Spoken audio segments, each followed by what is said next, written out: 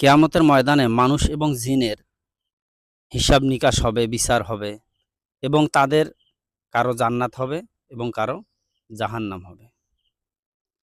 এখন প্রশ্ন থেকে যায় যে এরকমভাবে মানুষ এবং জিন ব্যতীত আরও তো মাখলুক আছে, পশু পাখি কীট পতঙ্গ আছে, তাদের কি হিসাব নিকাশ হবে না?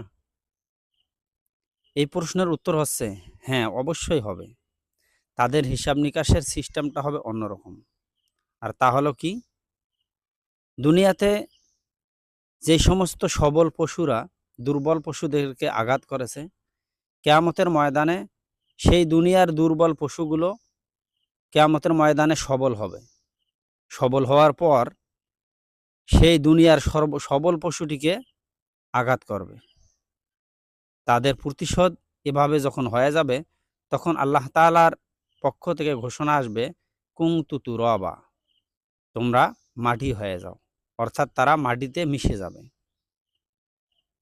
অর্থাৎ তাদের জন্য জান্নাতও নাই, জাহান্নামও নাই।